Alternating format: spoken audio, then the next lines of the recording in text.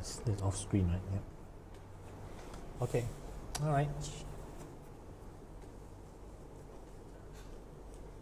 Hello everyone, we're back again. Welcome back to the TOC Asia Election live talk show with me, Dr. Thum. And today, or rather this afternoon, we are talking with Ngiam Shih Tung, who is President of MARUAH, a Singaporean human rights NGO. And specifically, we are going to be talking about the Non-Constituency Member of Parliament scheme, or NCMP scheme, which has been in the news quite a bit lately, with the representatives of the People's Action Party citing that as why people don't need to vote for non-PAP MPs, and opposition non-PAP parties refuting that and pointing out that these NCMPs won't actually be able to affect anything in Parliament, and dismissing that as a political ploy by the PAP. So we're going to try and clear up the whole thing here, because there is a lot of confusion. What exactly is an NCMP? What do they do? What rights do they have? How does this affect everything? And answer all your questions. So please do put in questions in the chat, as always, on Facebook and on Facebook preferably, because I think that's where we're monitoring. Or on YouTube as well. Yeah, thanks, Terry. So on Facebook and on YouTube. So welcome to the show, Shih Tung. Hi, thanks for having me on the show. So for our audience, let's set it out very clearly. What is an NCMP? Okay, in the Singapore system, the non-constituency MP is basically the best losers. So in the previous parliaments, in fact, today is still true. The top 12 candidates who did not win the seat will be invited to be NCMPs, provided they are not members of the ruling party. However, if there are more than 12 MPs who are not from the ruling party in Parliament, then there will not be any NCMPs. Or rather, I guess it's 12. The number of NCMPs is 12 minus the number of opposition MPs. Right. So let's say if we have 5 MPs elected, then we get 7 NCMPs. Correct, yes. But if we get 12 opposition MPs elected, then 0 NCMPs. Yes, correct, yeah. So 12 is basically a minimum, but it's not added on to the number. No, it's not. Right. So why did the People's Action Party government introduce this NCMP scheme? I guess the reason they gave was they wanted to have they wanted to give a voice, it goes back to the fact that Singapore has a Westminster system, which is the first past the post. And first past the post means that you get super majorities in Parliament. So even if, say, a party gets 51%, they could get 100% of the seats in Parliament. Right. And that was true in Singapore for many, many years, where the PAP, I don't know, maybe in the 70s, 80s, they didn't get 100% of the vote, but they still had 100% of MPs until JB Jeyaretnam was elected. And even then, the proportion of opposition MPs is far less than the opposition share of the vote in Singapore. So the NCMP system, I guess, is a way of addressing this. It's kind of an unusual system. It's a variation of the proportional representation system, because some countries have proportional representation where the number of MPs is proportional to the party's overall vote share. And New Zealand has an interesting system where it's a mixture of constituency MPs and proportional and list MPs, we call list MPs. So the total number of MPs in the parliament will be equal to the party share of the vote according to some formula. Singapore's is kind of a conditional proportional representation system. So, and I think the other thing about the NCMP system in Singapore is that until after the last election, NCMPs were second-class MPs, because their voting rights were constrained compared to elected MPs. In 2016, after the last election, the PAP did amend the constitution to give NCMPs the same voting powers as elected MPs. So NCMPs are now able to vote on confidence motions, and they're allowed to vote on constitutional amendments. In the past, that wasn't the case. So that was why in the past, NCMPs were really second-class MPs. today, I think, ironically, the PAP now is pushing the line that NCMPs are not second-class MPs anymore. They are as good as normal. They have as good as normal MPs. It's just that the number of NCMPs may vary depending on how the opposition does in the election. And so they have all the same. Are they different from a normal MP in any way at all, or are they simply equal to normal MPs? I believe after the recent amendments, I believe they are the same. They have the same. They have equivalent powers, including the ability to vote on no confidence motions and so budget. On, and budgets. Yeah.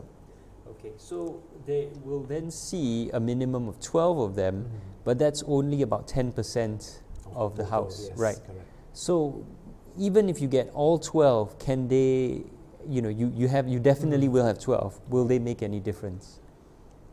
Well, they will not stop the government from changing the constitution, for example. And would they make a difference? They can make a difference in the sense that they will be able to speak in Parliament, and hopefully they'll be able to introduce, they'll be able to question the government more thoroughly in Parliament, in the parliamentary setting. But okay, what about the link though between an MP and a constituency? Some people have argued that because they are a non-constituency MP, they're not actually representing anyone, right? And so they don't, even if on paper they have these same powers, they don't have a moral authority to speak on behalf of anyone, and they don't actually represent anyone in Parliament. That is an argument against NCMP system. That's why I say Singapore ended up with a very strange form of NCMP system. It's not a proper proportional representation system, and it's not a pure first-past-the-post system either. You could argue that, if nothing else, even if, say, an NCMP was, say, elected, for example, currently Leon Pereira, in the previous parliament, Leon Pereira was among the runners-up in East Coast GRC. So, certainly he does represent those people in East Coast who voted for him then. So, in that sense, you could still say the NCMP still do represent somebody, even though it might be just one constituency. Right.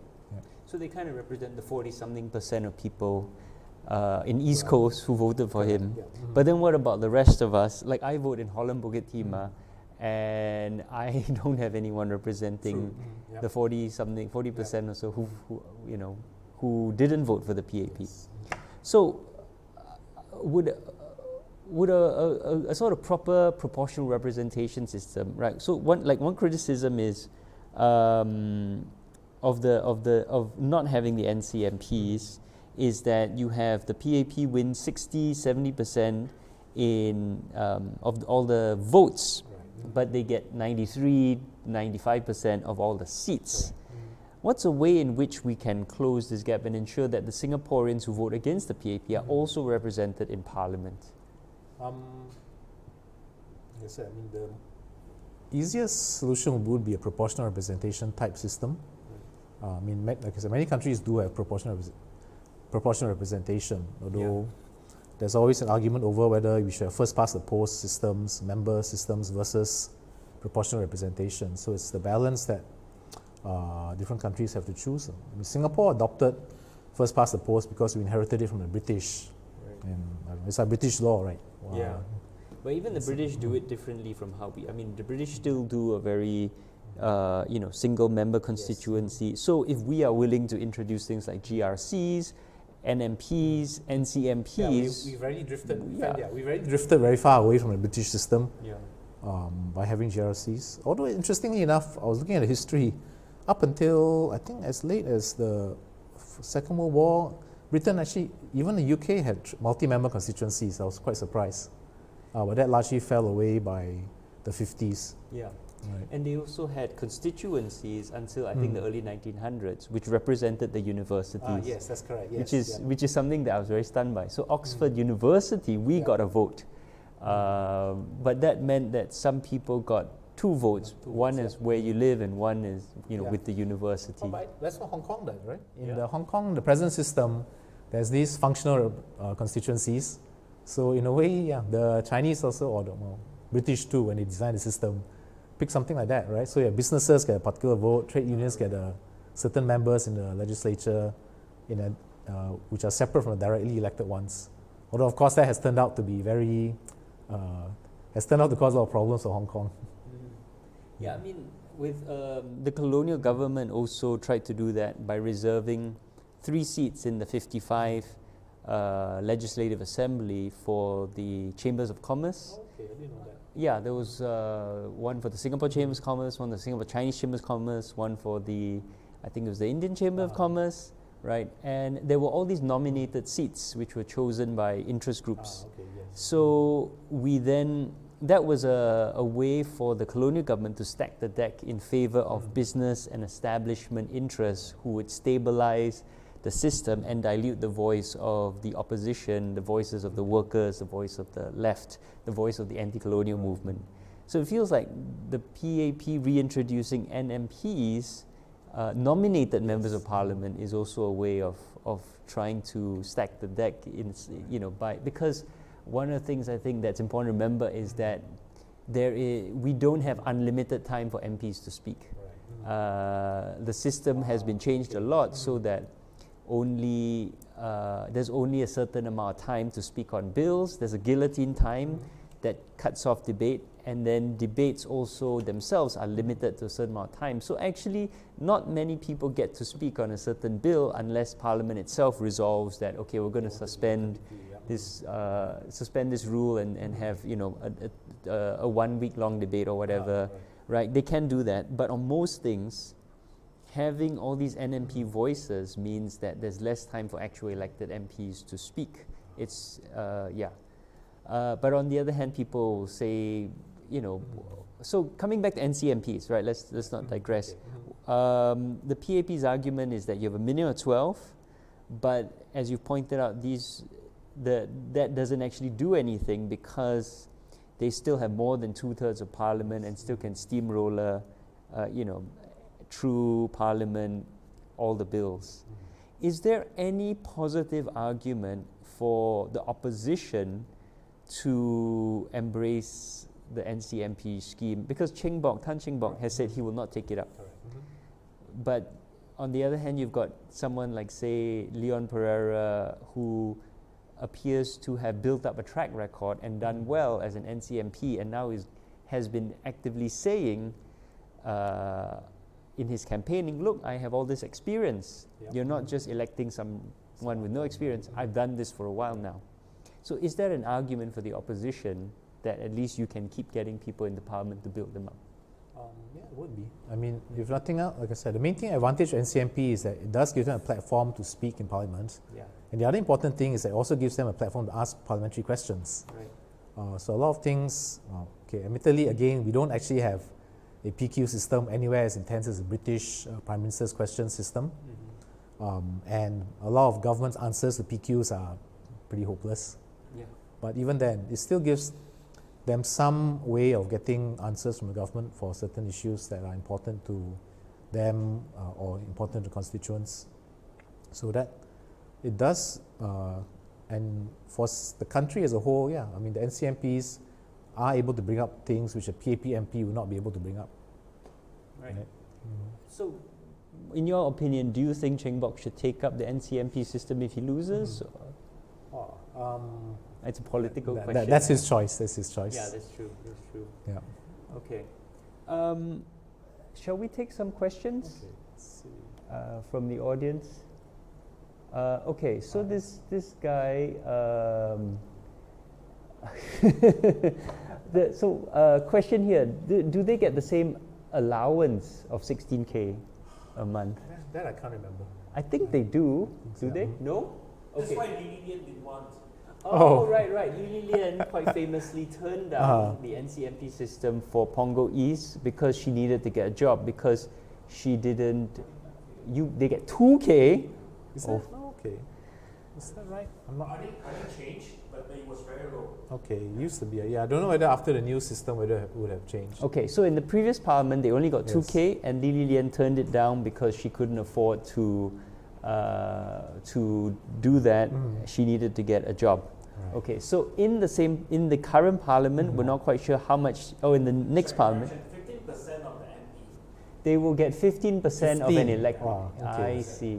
That's So so then that seems to me to be quite unfair then, because then it's no longer they're not the same. then they're not the same. They don't have the yeah. resources. Mhm. A full MP gets 16K, and if you take some of it to live on, the rest of it you can devote to your party, Yeah. building up Mhm. your party. You can build up your staff, right? Mhm. There's a lot of money there to help Yeah. you Mhm. build yourself up. But NCMPs get 15%, which is Yeah, which is so it's not equal.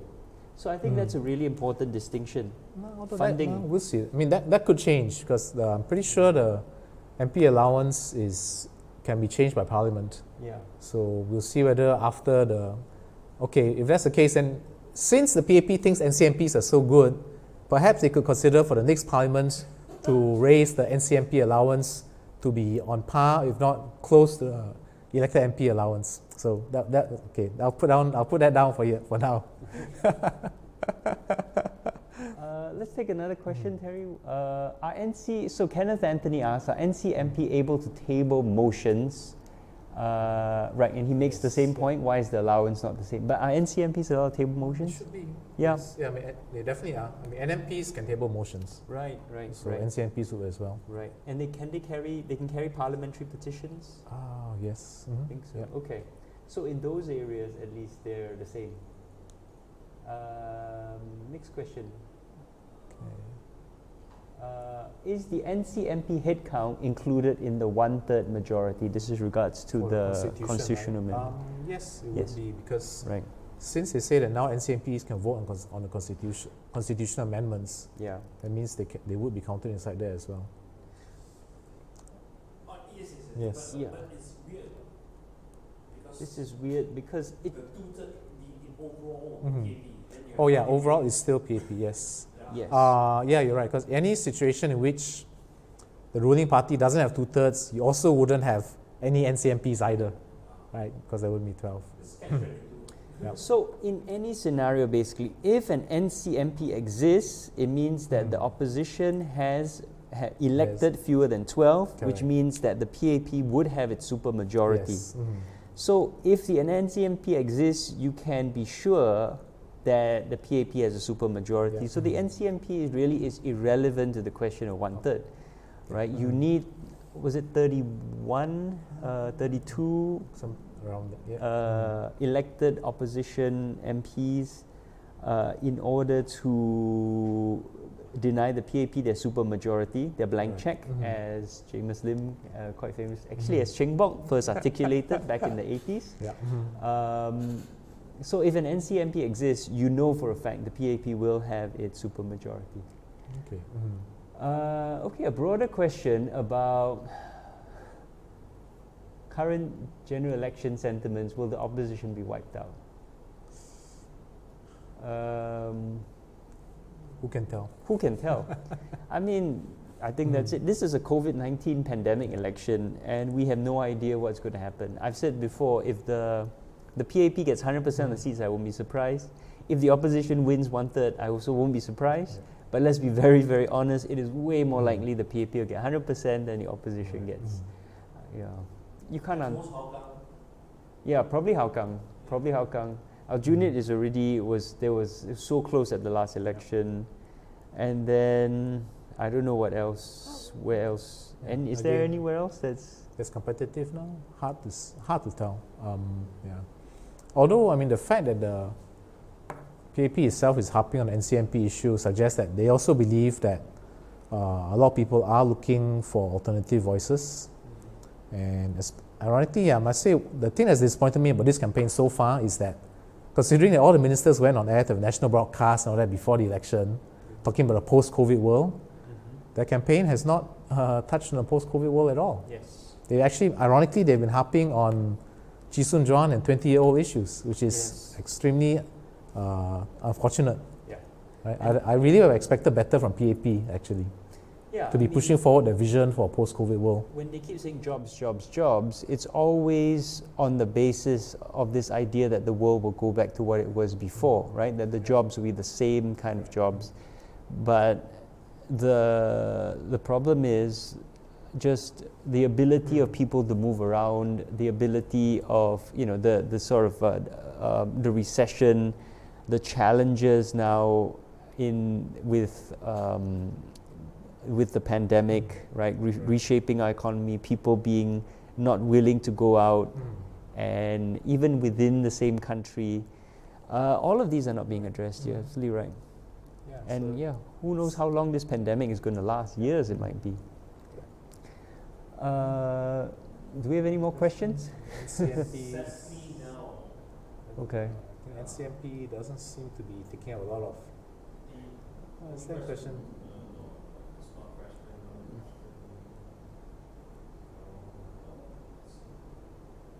There's a question here about inviting Mr. Shanmugam on the show, and I would dearly love it. And I'd say now, Mr. Shanmugam, if you want to come on the show, I will happily sit down and talk to you opposition as long as you want, whenever you want. You call me at 4 a.m. to do this show, I will come here at 4 a.m. to do the show. Honestly, I would love to talk to you and get your views on a lot of different things. Please come on the show. Please. Okay, so Pushpanalan Sudram asks, Workers' Party says the NCMP scheme undermines the opposition building their base in the various constituencies. What's your view? I'm not sure whether NCMP will undermine opposition. I don't think it will undermine the opposition building a base, really, because no party runs aiming for NCMP position, right?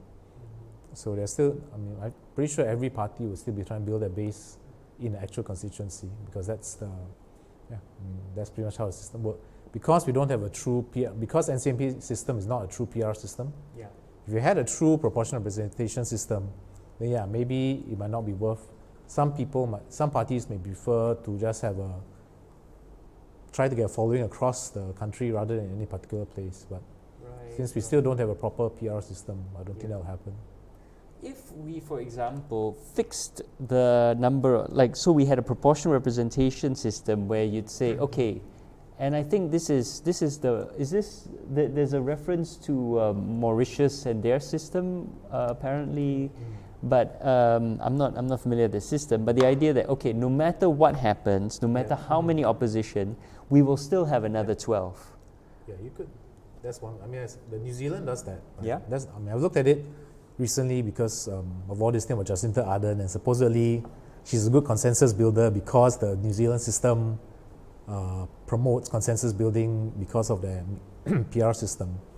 So New Zealand basically has, I think some number, there's around half the seats are designated for normal elected, what we call constituency-based MPs. Then the remainder of the seats will be filled up by, step back a bit. So the voters get 2 votes, one for the constituency MP and one for the party. So the constituency MP will be elected first past the post as usual. Then after that, they'll fill up the remainder of the seats based on the voters' party votes, right? But counting the constituency MPs. So if say party got say 50% of the party votes, they will get 50% of the seats overall, including both the constituency and the list MPs.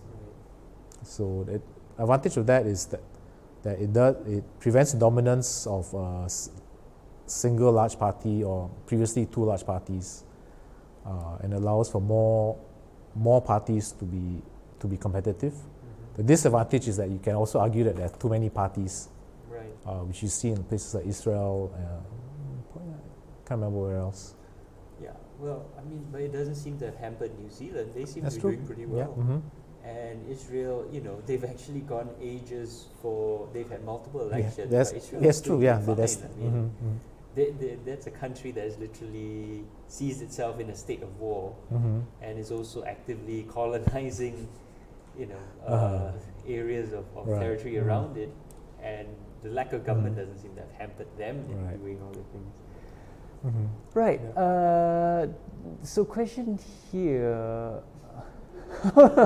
Okay, if it can be proven through contact tracing that some people got COVID from voting from polling stations, can they sue the government? I suppose in theory. Sue is unlikely. I don't think so. But is there any sort of recourse if it can I be don't think proven so. you got COVID because you went to a polling station? No. No difference. Say I went to Mustafa. I went to NTUC. Yeah, but voting is compulsory. That's true. Yeah, you can't going to NTUC or Mustafa. It's not compulsory. No, but Yeah. you have to prove that you only went between your home and the voting Uh-huh. station. Right. Because Well- anything else can be your source of contact. More generally, yeah, very difficult to sue the government. Yes, it And is. Very although, difficult. in this case, the risk to the government is not really lawsuit. The risk is a political one. If in fact we have a huge cluster developing after the election, it will be a very bad start to the next government. But they'll already have won the election, and it'll be That's another true. 5 years, and they'll probably gamble. People have short memories. True. Yeah.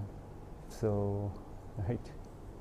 Like for example, the Hep C incident, Sorry? the hepatitis. Oh, Hep C. Okay. Hepatitis C. That was when there was a outbreak of hepatitis C in SGH, probably due to poor infection control practices by the hospital. Right. I don't know whether anyone sued though. But that one you can sue the SGH because SingHealth is a company. No, SingHealth is a private company. Owned by Temasek eventually, I'm sure. Oh no, sorry, it's owned by MOH Inc.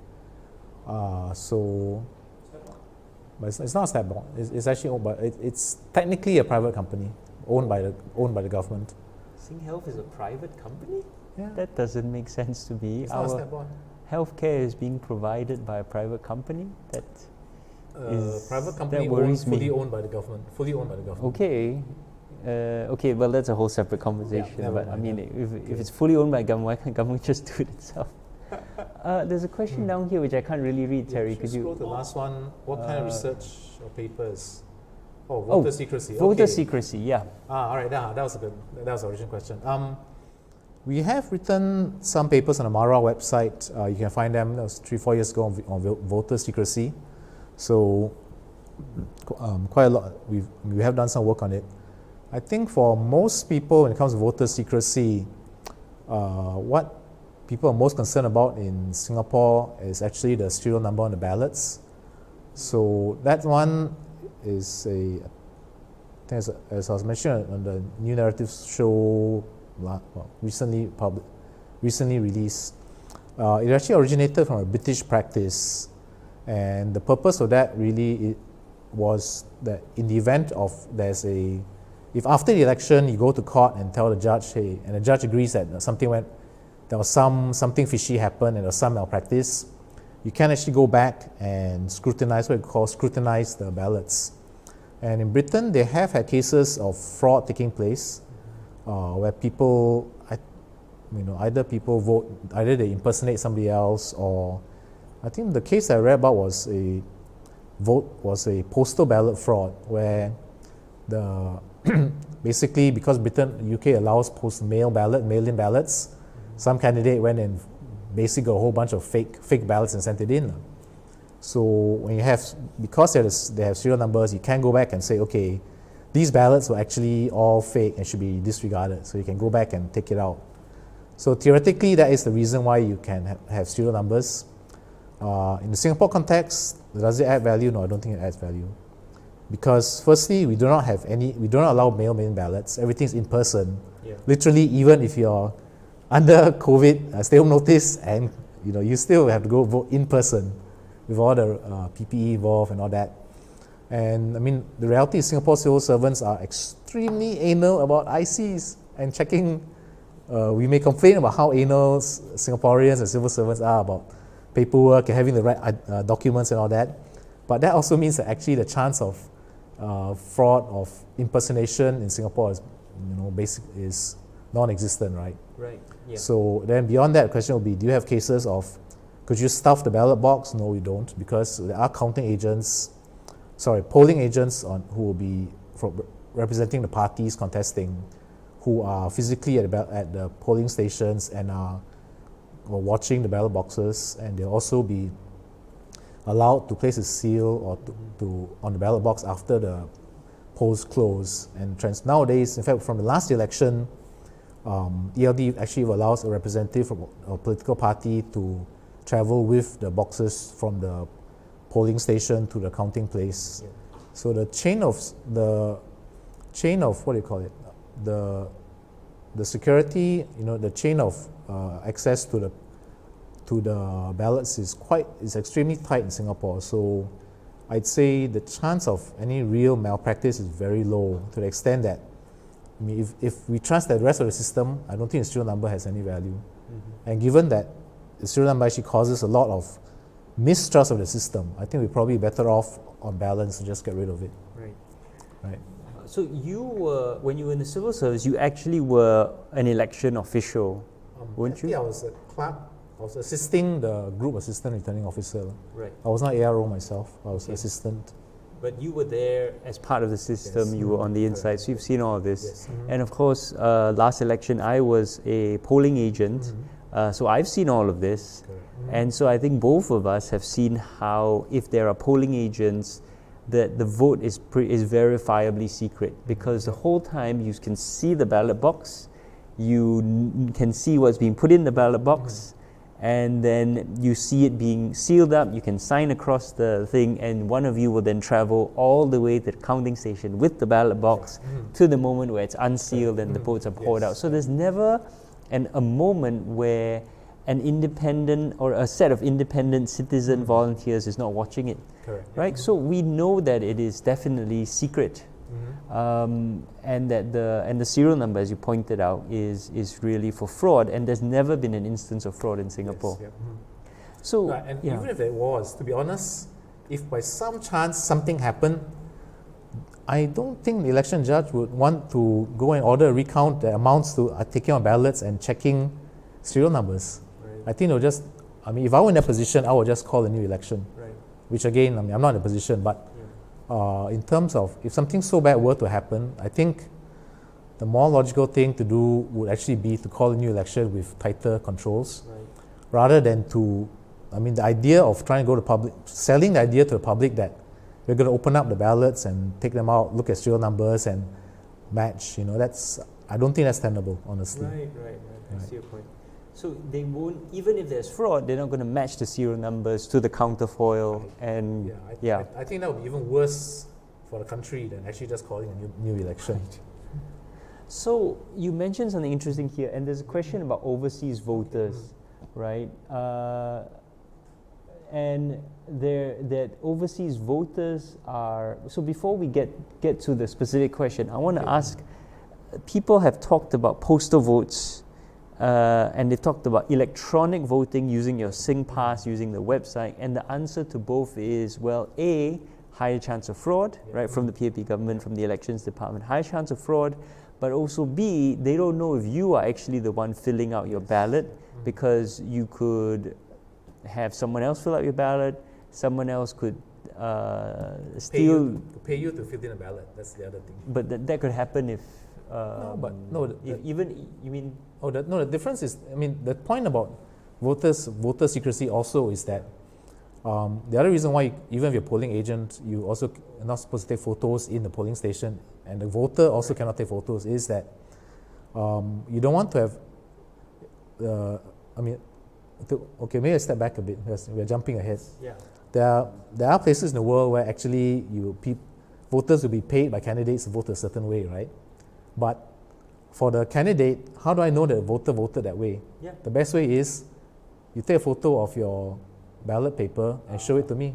Otherwise, I'll have two candidates coming to me. I'll take the money from both candidates and I'll still vote whichever way I want. Right, so that's why we don't allow cameras and all in the polling station. But if you have postal ballots, then you have this big problem, right? You could have a case, that you send out polling ballots, then this nice guy comes along and says, here's, I don't know how much it would take to corrupt you, $50, $100. Here's the money, give me a ballot, and I'll fill it in for you. Right, so again, that's why I think, I think that's one reason why I'll be very wary of postal ballots. Other countries do it. How do they mitigate against that risk in some way, or do they simply, like the US, I know the Philippines does it, I think does Indonesia anyway, but the Philippines does it. They have 100 million. The US 300 million. They tolerate it because, the reason usually given by most countries to have postal ballots is that it increases voter turnout. Yeah. Because many countries voting is not compulsory, Yeah. and many people just can't be bothered. So, as a means of making it easy to vote helps improve voter turnout. Yeah. So in those countries, they may have taken the decision that, well, actually, I'd rather make it easier for people to, by having postal ballots or early voting and all that, I make it easier for people to vote. And I accept the risk of some fraud because the benefit of higher turnout is more important. Yeah. But again, because in Singapore we have compulsory voting, we don't have to worry so much about that. Although again, the issue is with overseas voters, that is a concern. Yeah. Because overseas voters, mail postal ballots would increase turnout for overseas voters, but again, we're subject to the risks that I talk about. And also then using your SingPass to log into a secure site. Let's set aside being hacked. Okay, assume we can. That is a genuine risk. But let's assume that you can have a site which is pretty secure through your SingPass. The argument of the government is that means your vote is no longer secret because it is recorded directly and tied to your IC number. Right. Is that doing things online is not a potential option to help, especially to help overseas voters? I don't know. I'm generally wary of online balloting or electronic voting. It's so prone to mistakes and problems. Which I mean, again, many countries do it. There are problems, but the risk of mistake or even outright mistakes. I mean, recently, ICA just acknowledged today, in fact, that I think 100 plus overseas voters cannot vote because the system messed up. Yeah. So again, you could have no matter how well you test, you could have a situation where some number of ballots don't get counted or they get recorded wrongly. So is there a solution? So we're coming back to this question now, overseas voters. Early voting, is that one possible solution? Possible. That could be. That one, I think you could have achieved the security to make, with the electoral register, you can know whether a person voted twice. Yeah. The problem is that our election periods are already so short. Yeah. How much earlier than 9 days can you go? Unless I vote even before the election starts. Expanding the number of polling stations to all of our embassies, consulates, is that possible? That'll probably make sense. I mean, I don't know numbers of how many people are overseas, how many consulates we have, right now we only have 10 polling stations abroad, and they're all in very big countries. Yeah. I think India has this interesting rule that there's must be a polling station within a certain distance of every citizen. Right. So they actually have very remote polling stations set up for even as few as one person living in some jungle. Some remote village. They even in a village is a group of people. If this guy's one guy living in a jungle, they have to set up polling station. I read about that. Yes, There's one hermit. Yes. Some hermit living in a tall mountain, and they actually bring the polling booth to him. Which is, voting, it's a sacred act of participation, and we are denying it to 200,000 overseas Singaporeans. There's only 3,000 overseas Singaporean registered voters. I didn't realize the numbers are so big. Yeah. Okay. At least that's what I've been told. All right. Yeah. Okay, interesting. Yeah. So coming back to this question by Vanessa Chong, that overseas voters cannot vote because of the restrictions posed by COVID. They're in lockdown, they can't fly back to Singapore, they can't go travel within their countries, they can't travel across borders, right? And she asked, if the right to vote is a fundamental right for Singaporeans that the appeal court claimed, then can overseas Singaporeans challenge that by having the election now is a violation of their constitutional rights? So first of all, TOC did an interview with M. Ravi on the 2nd of July. Please check out that recorded video where he explained what happened with his constitutional challenge. Did the Court of Appeal hold that the right to vote is a fundamental right? Yes. Oh, Implied. it's an implied right, but But the issue is whether the government is required to provide the facility to vote. right. That's the secondary question. Right. So the question was whether the government is then, it's an implied right, first of all. It's not explicitly stated in the Constitution, right? In the Constitution, it says that the government must be democratically elected, and therefore it's implied in the sense of, well, how do you democratically elect a government if not by voting? So arguably, if in the future we come up with a way that is also democratic, the government could switch to that form of selection of government, because the Constitution only says the government must be democratically elected. It doesn't say that citizens have a right to vote. So it's, in that sense, it's an implied right. So then the question is, does the government then have to supply voting facilities for every citizen? And so that was the issue, and unfortunately that was decided against Ravi, and so Yeah, so it was, that's a question that the court cannot answer. It has to go back to Parliament. right. Oh, so that was a question that the courts felt they could not answer, and it has to go back to Parliament. So if you want the full story, watch the recorded live stream from a few days ago. But specifically in regards to your question, can you file a lawsuit? I mean, well, Ravi's already tried and failed. I suppose you can try again. I mean, this one, in perspective, even now, there are many situations where you could be in Singapore and not have the ability to vote, right? Yeah.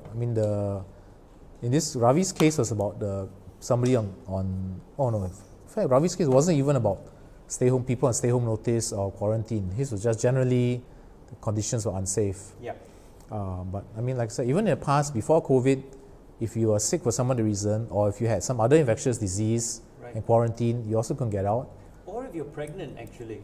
If you're pregnant and you're in hospital and you're in labor that whole day, Yeah, obviously, yeah. yeah. So it actually discriminates against women who happen to go into labor on polling day and cannot leave the hospital, right? But many people are in hospital and cannot get out exactly, either. but they recover, but they lost their chance to vote.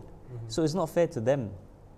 Yeah, but I mean, that's why I said, again, I guess it comes back to, because we've chosen to go for paper ballots where you physically have to go there. These are, I guess, some of the consequences. I guess part of it is that the whole system is unfair, because fundamentally, if you had a government which was focused on everyone has the right to vote and let's try and make sure we do it safely and securely, there are ways in which you could do so. And I think we saw that in South Korea, where there is definitely early voting helps spread out the risk, for example, where the timing of the elections is fixed, right, where things are a lot more fair. And South Korea's elections are actually held up as, if I remember correctly, an example of well-run, free and fair elections. And even in that circumstance, because of COVID, the opposition were unhappy because they felt they were handicapped. So that's even in the most ideal circumstances where they do try and give everyone the vote, the opposition still felt handicapped. Now in our circumstance, where things are so unfair and we do not have a free or fair vote. But I think the basic problem is the length of the election period, right? Yes. That actually, a lot of the things I face, and even this thing of overseas elections, a lot of the constraints come up because we have such a short election period. Yeah. I mean, if you had longer period, people could plan to come back, Like now, it's 9 days, barely, it's like good grief, They don't set it in advance. Yeah, in New Zealand, they set, Jacinda Ardern already said, 9 September or something? Earlier this year, she already said, my preferred date is 9 September, subject to COVID. So, it's almost a whole year she gave notice.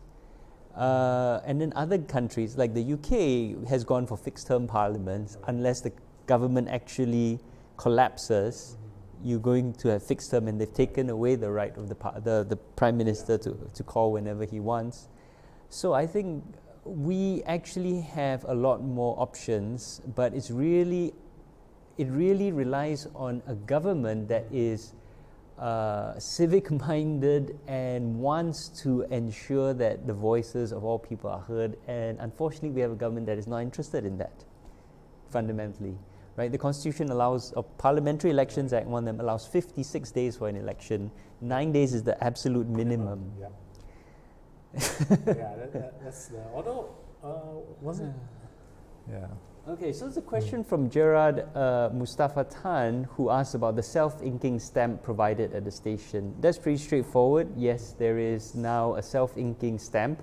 They insist on calling it a self-inking pen. I don't know why. It's a stamp, and you use that to put an X in the box next to the party you want to vote for. I had an earlier question about the counting machines, which I guess I should repeat here. The counting machines are not to count unsorted ballots. They're there to count sorted ballots. So a human will still be looking at the ballots, deciding who you voted for, and then putting them into different piles. The machine only counts sorted ballots, right? I heard someone ask me a conspiracy theory saying, oh, the machine will also match the serial numbers on the back of the ballots, which is crazy. Come on, guys. It's just a standard counting machine. It's like you see at the money changer to count bills. That's all there is to it. Right. Okay, so question here from Sean Quack. How does the elections department know how to redraw boundaries? I think he's referring to the EBRC. Yeah. And you actually have a whole article on this. Yes, there's a whole article, a new narrative on that. Right. How does ELD know to redraw boundary? How does the EBRC know how to redraw a boundary? Based on instructions given to them by the PM. Yeah. I mean, they're appointed by the PM, right? Yeah. That's actually what the law says. Yeah. The law says that the minister, the relevant minister in charge declares the boundaries. Yeah. So in this case, it's the Prime Minister, and he simply declares he could change the boundaries however he wants, actually, under the law. Yeah. The second part of the question is where they get the secret. What secret info? I'm sorry. How do they decide how to withdraw? Nobody knows how they decide how to withdraw. Nobody knows. Because the deliberations are not released. The Prime Minister doesn't have to say anything, but I think he has given an indication of the sort of terms of reference that he's given to them. Mm-hmm. He wants fewer GRCs or more SMCs or smaller GRCs or whatever. He doesn't have to do that. He doesn't have to say anything. And really, it doesn't have to be done. There doesn't have to be any sort of openness to the process. The Prime Minister simply declares the boundaries. He doesn't even need to have the EBRC. Yeah, technically he could simply, declare that the boundaries be whatever he wants, right? So the EBRC, in some ways, I've argued before, is a sort of red herring. It's there to deflect blame from Lee Hsien Loong. Lee Hsien Loong declares the boundaries, not the EBRC. The EBRC advises him. Technically, the staff of the members of EBRC are doing the hard work. Yeah, I mean, it takes a lot. Former civil servant, I must put something that the civil servant is doing a lot of work behind the scenes. But it's unfair to them, right? Because they get all this blame for gerrymandering, when actually... Civil servants always get blamed for the political masters. That's actually the conversation I had with Ben, where he robustly defended the civil service, saying, ultimately they work for the political masters. Again, as I also say, talking of this whole elections thing, the people running the polling stations are all civil servants. They're all there.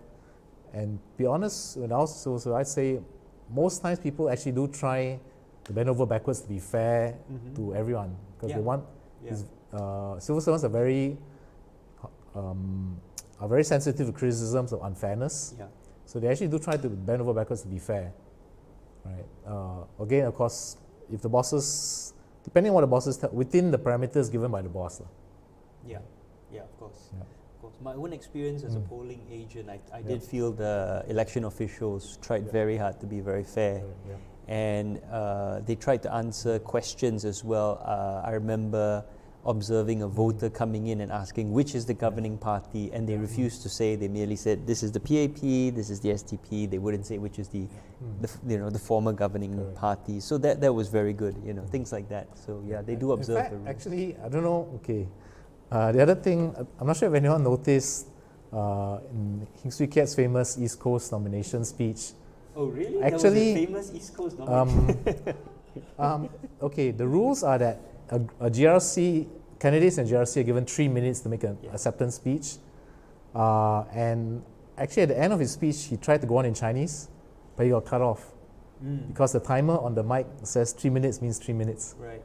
So I mean the rules are applied. Was someone manually I don't know whether it's cutting. manual or whether it's automatic. Okay. It's been a long time since I've been there. So, but yeah, you could see clearly the rules say 3 minutes, and that's 3 minutes, regardless of whoever it is, or who it is. There was a bell 10 seconds before the 3 minutes, right? That was what the bell is for, because I kept hearing a bell. Oh, could be. And I assumed that was 2 minutes 50 seconds. You hear a bell, so you know, okay, wrap it up. And he tried to go on and. Yeah, but like I said, it shows that the civil servant at a point in time says, I'm impartial. Right. That's good. Right. Yeah. Okay. Do we have any more questions? No. There's a question about, actually a comment about exit polling, and we also do want to point out that opinion polls of voter intentions are illegal during the election period. Exit polling is also illegal. So this is part of why we don't know, and you want to make predictions.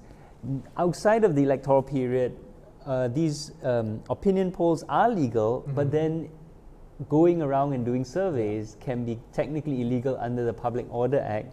Right. And people have been, I think Terry, you've been, you tried to do a poll once, right, or something, or you tried to do something. What? Middle ground. Oh, it was middle ground? Right. But yeah, people trying to do polls have been told that this is illegal under the Public Order Act. No, the Parliamentary Elections Act. No, outside of the electoral period. Okay. Unless you physically walk around. Yeah, when you physically walk. Because if you physically walk around trying to ask people your opinion on political parties, that technically can be considered a political procession, because technically speaking now, and then you need a permit. Okay. And that's always the problem in Singapore, because the law is so broad that. I didn't make my shirt that says one man assembly. Yes, one man assembly. Yeah. I mean, if Silan walking down the street of a mirror is illegal, if Jolovan standing for 3 seconds to take a photo of a smiley face cardboard cutout is illegal, everything is illegal basically, right? Yeah. And this is the problem in Singapore. Sorry, Terry, is that a question? Bookie odds? Have you seen the bookie odds? I haven't received it this time round. Okay, I've heard about it. As usual, there's a bunch of bookie odds circulating. They're completely fake news as always. It's nonsense. Who are these bookies? Can you actually place a bet with them? I don't know. I'm sure you could, but I don't know the right people. I also don't know. But look, these bookie odds are nonsense. Don't believe them. First of all, right, they're fake. Don't believe them. Nobody knows anything. And these bookie odds, even if they're real bookies, there's no basis for that. Report it to the police if you. But the second thing is, if you look at the list of bookie odds, the ones that I've seen, even if the PAP lost every single seat listed in the bookie odds, the PAP would still have more than 2/3. Right? This is the thing. The PAP could lose 5 GRCs and 5 SMCs, and they would still have more than 2/3 of parliament. So there is zero chance of the opposition winning anything significant. And definitely they aren't going to win the election. It is next to impossible that they get 1/3. So vote for whoever you think is best. Vote for vote on your conscience, right? Vote for the party you want to. Don't get influenced by all this bookie odds nonsense, and know that Lisa, the clairvoyant Malayan sundog, has already said the PAP is winning the election. If anyone wants to bet, if someone wants to put a bet, I will bet you $100 million. You name the amount, I will bet it you. The PAP wins the election. All right. If you really want to bet on the election, I happily bet. Wait, is that illegal to bet on the election? I don't know. Whatever. Yeah, I'll happily bet $100 million. Or we'll do a donation to charity. Okay. Anyone wants to bet, right? You don't even need to come to me. If the PAP loses the election, you donate $100 million to charity. There you go. That's your bet. Okay. Is there another question? Any other questions? No? Okay. No. Oh, here we go. Actually, some interesting questions. For the elections department? Okay.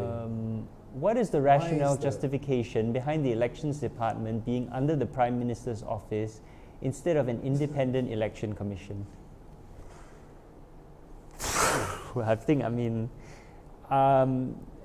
The PAP centralized power under the Prime Minister's office of a lot of independent bodies from the 60s, from the moment it took office in 59. And the point is to retain complete control. Like the Corruption Practices Investigation Bureau used to be an independent body, and it was then centralized under the PAP, under the Prime Minister's office. So I suspect it's simply about control and making sure that, ostensibly at least in their minds, it's make sure things run efficiently, effectively. But of course, the problem is that what politicians believe to be efficient or effective or best for the country isn't always actually efficient, effective, or best for the country. The only way to guarantee transparency and accountability for these institutions is if they are independent and they are not subject to political influence. So just the sheer fact that the elections department is under the PMO means that it is a politicized political body, right? Just, de facto, by definition. You cannot have independence, you cannot have, unless It's not so much a reporting line. Yeah. I don't think it's the reporting line, it's actually so important. It's actually the transparency and the openness. Yeah. Reality is no matter where you park it, it'll be under somebody, right? Yeah. You don't want judges, the judiciary won't want to touch it because they just don't want to get involved in political things. So, and it has to sit somewhere in the government. Right. So long as if there's civil servants being paid by the government, they have to sit somewhere in some organization, right? But the key really is, the problem in Singapore is the total lack of transparency in how the BRC works. So, there are many countries where you do have, all countries have election departments, have electoral boundary review committees, but they have open hearings. The maps are put up early. There's people are given opportunity to comment. And Singapore had in the 50s, right? Yes, correct. We had independent, as you pointed out in the article, we had all of that. We had independent bodies, we had open hearings, we had transparency, and there's no reason why we can't have it again today. True, yeah. If we can waste all this money on that stupid select committee on POFMA, right? All the waste of taxpayers' money and smearing individual independent citizens. Why can't we have hearings for electoral boundaries? Yeah, we can do that. So, since you don't belong to any party, will you be able to live stream or publish any articles on cooling off day? Okay, so that is another very interesting question, because again, we come back to this issue of laws, right? Under the Parliamentary Elections Act, election advertising there's a big definition, and then there's another clause after that says, even if this does not reference any political party or candidate by name, and even if this does not, or even if this can be plausibly be for any other reason, it can still be considered election advertising, right? So the definition is so broad. Again, this is a criticism that New Narrative has made, that I've made. It could be anything. So you see a lot of problematic issues where people, can post on their personal Facebook page. It doesn't have to be paid. Remember, election advertising doesn't have to be paid. It simply has to communicate. So Facebook post, Teo So Lang at the last election made a Facebook post on cooling off day, and that was regarded as violating the Parliamentary Elections Act, as violating cooling off day, right? And this is the problem with this is a very arbitrary decision, and there is no clear definition. And even if you don't think it's election advertising, it could be considered election advertising. And of course, someone from the Fabrications Against the PAP site posted on that same day and was only given a warning and did not have his home raided, unlike So Lang.